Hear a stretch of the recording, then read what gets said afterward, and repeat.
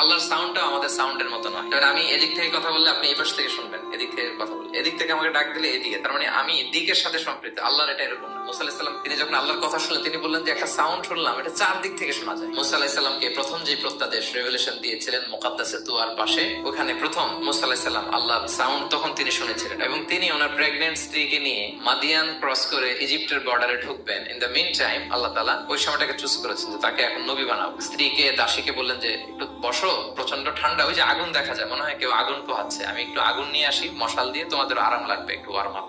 আগুনের কাছে যেয়ে দেখে সামনে যত যায় আগুন তত পেছায়, এবং আগুনটা সাধারণ আগুন না, একটা গাছ থেকে আগুন বেরোচ্ছে, কিন্তু ওই গাছের পাতা জ্বলে না, ডাল জ্বলে না, কিছুই হয় না। আসলে এটা আগুন না, এটা আল্লাহর নূর। তো আল্লাহ তখন মুসা আলাইহিস সালামকে প্রত্যাদেশ করলেন যে ইন্নানি আনাল্লাহ, আমি আল্লাহ, ফা'বুদনি, আমার ইবাদত করো, ওয়া আকিমিস সালাতা লিযিকরি। তাহলে সৃষ্টির সাথে স্রষ্টাকে মিলাবেন না। আমরা ভুল করে অনেক সময় এরকম অবান্তর প্রশ্নগুলো